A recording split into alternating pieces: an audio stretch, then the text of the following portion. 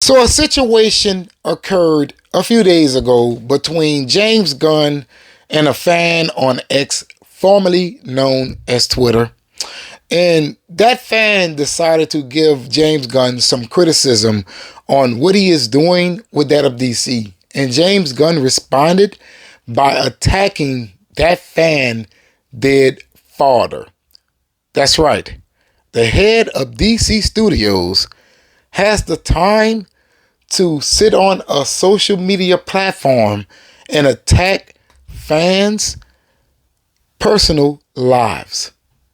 Now, what's even more troubling about this whole situation is the James Gunn cult, the one that he has accumulated for himself, support that of James Gunn.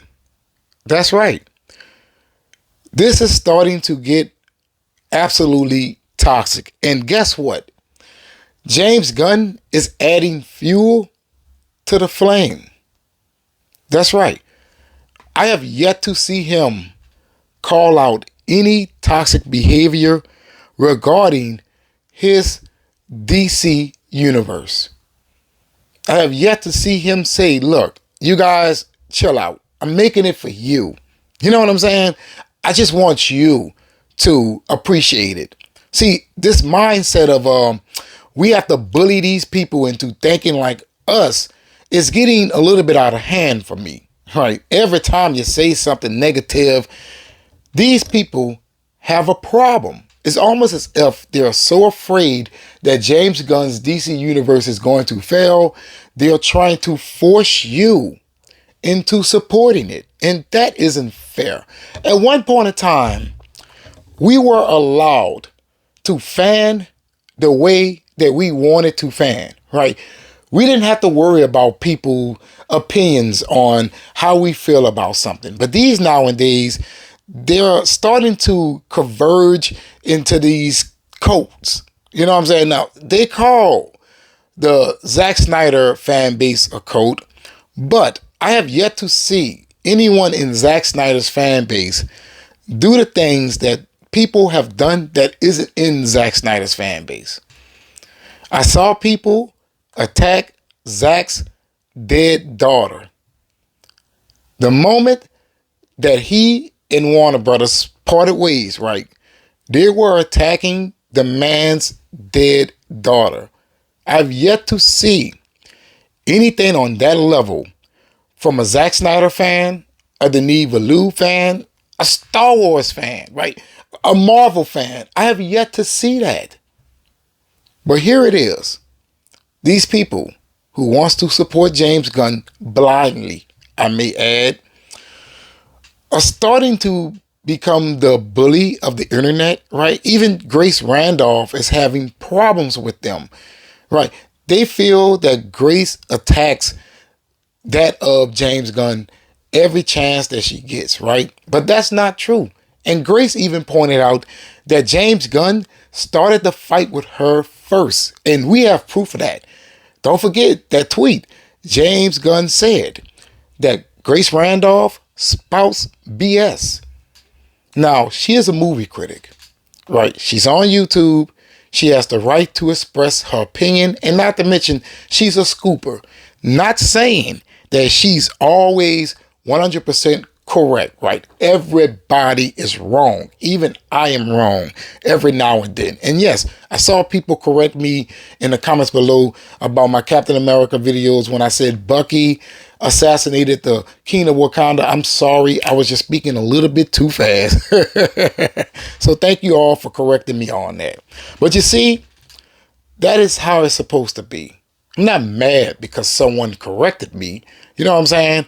I'm wrong every now and then. So in regards to criticism, these people do not have to act this way. See, this is that fear that I was telling you guys about a month ago, a few weeks ago, right? I told you guys that these people are afraid of this DC universe just not succeeding because it is DC's last chance, right? And I'm talking about as far as the universe goes, because I do feel if the universe fails, Warner Brothers may very well part ways with the idea of a shared cinematic universe, right? Because you had two back-to-back. In reality, you threw a wrench in your first one. So you only have yourselves to blame for that, or that regime that was over it. And this DC universe right now is starting on thin ice, right? And I feel like the fans of James Gunn, they recognize that, right? They're out there, they're thinking like, man, how could I transition this person to my side? And they do not know how to do that fluidly, right? They do it in a way that offends you, right? They do it in a way that disrespects you without realizing that all of us have our personal opinions. Usually, I would use the spicy food analogy, but in this case, I'm going to use a fashion analogy. I'm a person who really and truly loves to wear Nike brand shoes, right? It's hard to get me to buy other brands, but occasionally I may buy a brand that I'm not used to because the style of that shoe is absolutely fantastic, and I cannot even resist how great that shoe looks. So with that analogy being said, maybe you have to wait till others feels the way that you feel. Until others feels the way that you feel about James Gunn's DC universe. You have to let the work speak for itself. And that goes for James Gunn as well. So I saw that he tweeted the Creature Commandos 100% Rotten Tomatoes score, and that is pretty great. I'm going to go over that in a few seconds. And I'm saying to myself, look, bro, you don't have to go through the great extent of trying to promote it like that. The news articles are going to talk about it. We on YouTube are going to talk about it. You ain't got to be doing all that. Leave that up to the general public, right? Leave that up to that of the media, right? That ain't your job. And I get it. You're concerned as well. Don't be stupid here. James Gunn, behind closed doors, is very worried about his DC universe.